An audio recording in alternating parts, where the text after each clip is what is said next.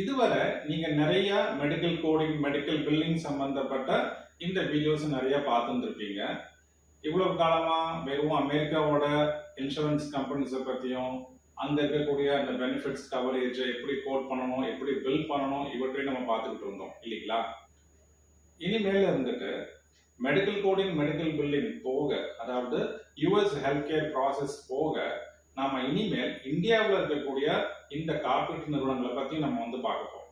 எவ்வளவு காலம் தான் அமெரிக்காவில் இருக்கக்கூடிய இந்த இன்சூரன்ஸ்களை பற்றி பேசிட்டு இருக்கிறது? நம்ம வாழ்க்கையில தாக்கத்தை ஏற்படுத்தக்கூடிய பல விஷயங்களை பத்தி நம்ம இனிமேல் பார்க்க போறோம். இந்த வீடியோல நம்ம என்ன பார்க்க போறோம் அப்படின்னா, இந்தியாவில் இருக்கக்கூடிய இந்த இன்சூரன்ஸ் கம்பெனிஸை பத்தி நம்ம பார்க்க போறோம். இந்த இன்சூரன்ஸ் செக்டார்ஸை பத்தி நான் பேசுறதுக்கு முன்னாடி உங்ககிட்ட ஒரு விஷயத்த நான் தெளிவுபடுத்த விரும்புகின்றேன். அமெரிக்காவுடைய ஹெல்த் கேர் கம்ப்ளைன்ஸ் ஆஃபீஸரா இருக்கும் போதிலும் இப்போ நான் இந்தியாவில் இருக்கக்கூடிய ஆர்பிஐ, செபி போன்ற நிறுவனங்களை நீங்க கேள்விப்பட்டிருந்திருப்பீங்க இல்லைங்களா? அதே போல இந்தியாவில் இருக்கக்கூடிய IRDAI, அதாவது insurance regulatory and development authority of India அப்படிங்கிற இந்த அபெக்ஸ் பாடி ஒன்று இருக்கு.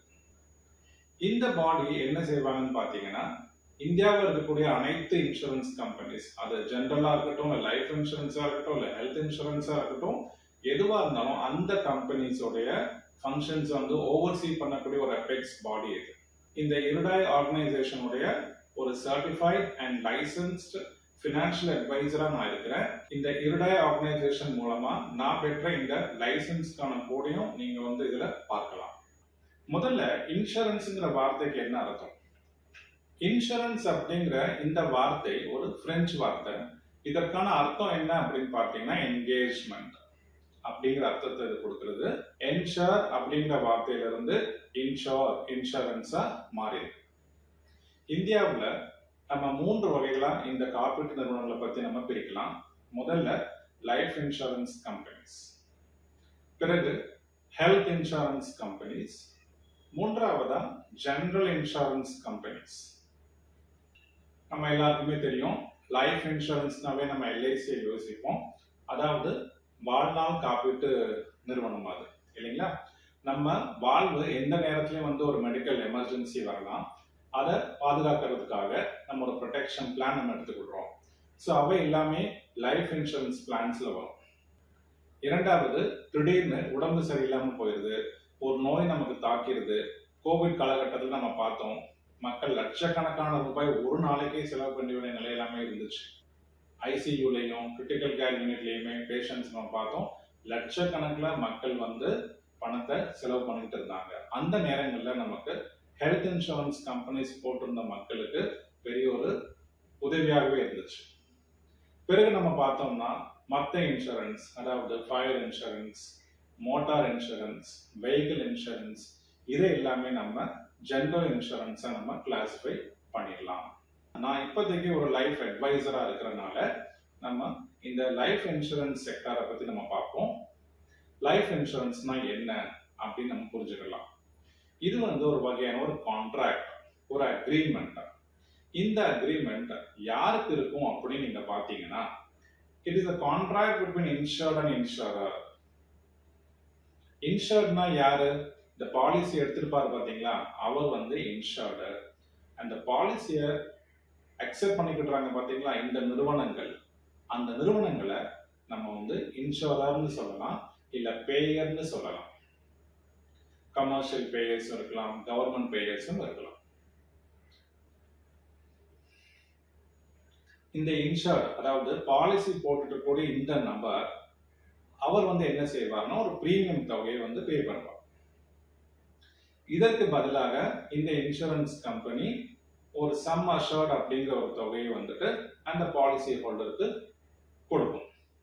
பிறகு இந்த சம் அஷர்ட் அல்லது ஒரு கிளைம் செட்டில்மெண்ட் எப்போ ஏற்படும் அப்படின்னு பார்த்தீங்கன்னா, ஒன்று அந்த பாலிசி மெச்சூர் ஆயிருக்கணும், அப்படி இல்லையா இந்த பாலிசி எடுத்த அந்த பாலிசி ஹோல்டருக்கு ஒரு டெத் ஏற்பட்டிருக்கணும்.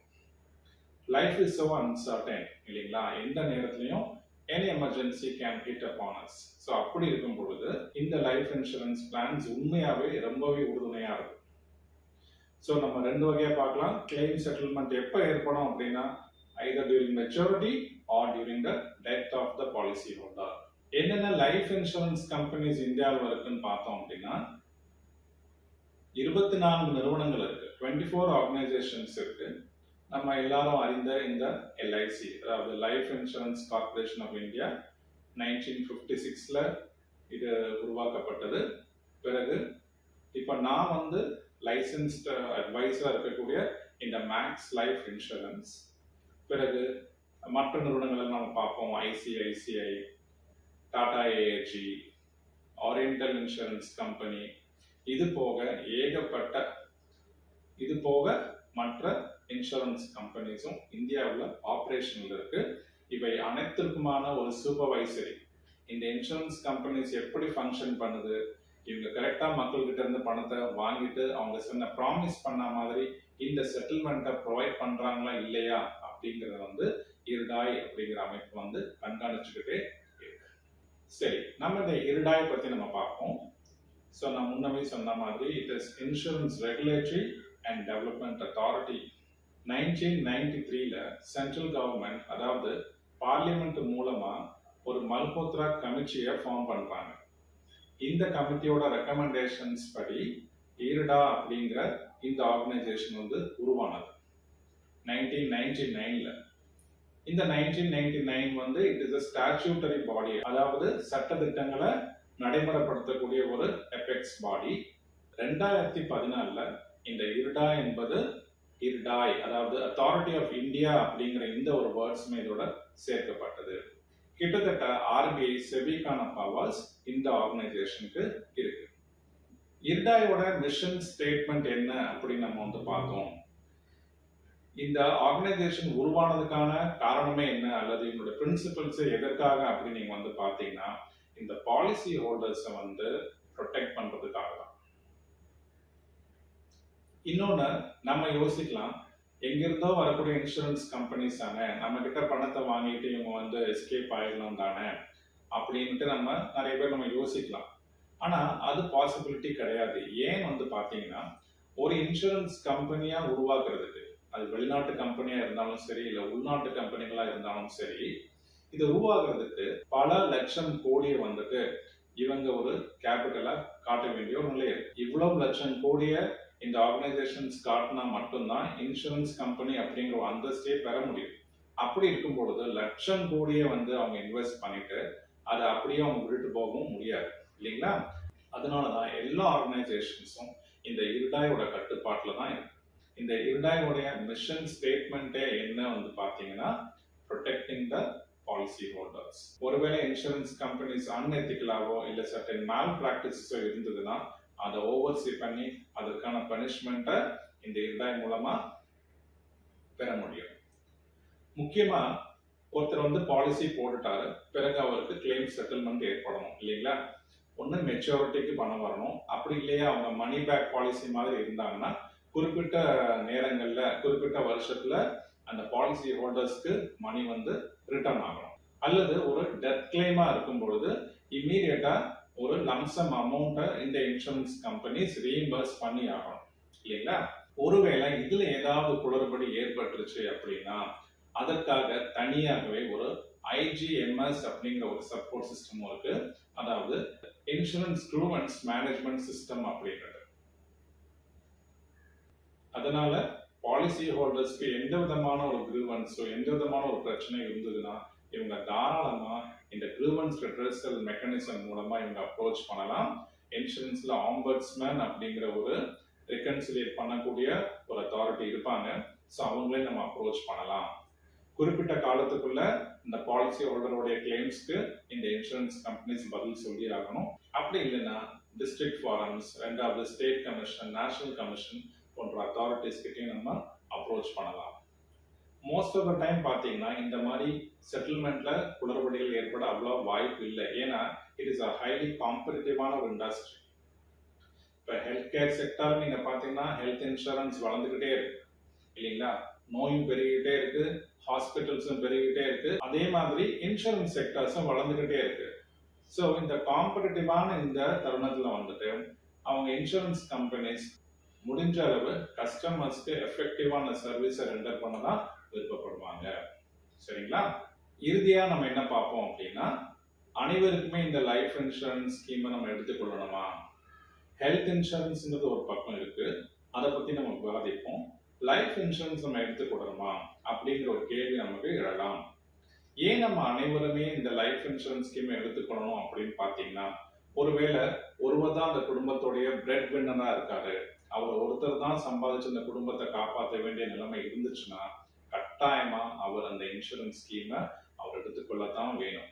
ஒருவேளை அவருக்கு ஏதாவது ஒரு உயிருக்கு ஆபத்தான ஒரு சூழல் ஏற்படும் பொழுது அப்ப அந்த குடும்பத்தை யார் பார்த்துக்கொள்வாங்க இல்லைங்களா?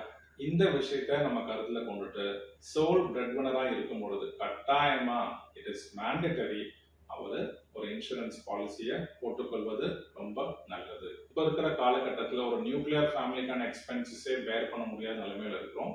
இன்னும் வரக்கூடிய காலங்களில் பார்த்தீங்கன்னா கவர்மெண்ட் எம்ப்ளாயிஸா கூட இருக்கட்டும், ஏன் ஸ்டேட் அண்ட் சென்ட்ரல் கவர்மெண்டா கூட இருக்கட்டும், அவங்களுக்கும் வந்து பென்ஷன் ஸ்கீம்ஸ் வந்துட்டு எல்லாமே 2003 வரை தான் இருக்கக்கூடிய அந்த எம்ப்ளாயிஸ் தான் பென்ஷன்ஸ் உண்டு இல்லைங்களா? அதுக்கப்புறம் வேற சிஸ்டம் ஆஃப் பென்ஷன் வந்து அரேஞ்ச் பண்ணியிருக்காங்க. ஸோ ஒரு 20 வருஷம் கழிச்சு பார்த்தீங்கன்னா ரொம்ப ஒரு போராட்டமான ஒரு காலகட்டம் இருக்கும். ஸோ அதற்கு நம்ம முடிஞ்ச அளவு நம்மளை ப்ரொடெக்ட் பண்ணி நம்ம வச்சுக்கொள்ளலாம்.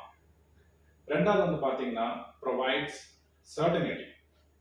இந்த இன்சூரன்ஸ் கம்பெனிஸ் நிறைய பேர் கேள்வி கேட்பாங்க, ஏன் நான் வந்து ஷேர் மார்க்கெட்ல போடக்கூடாது இல்லைங்களா, ட்ரேடிங்ல போடக்கூடாது.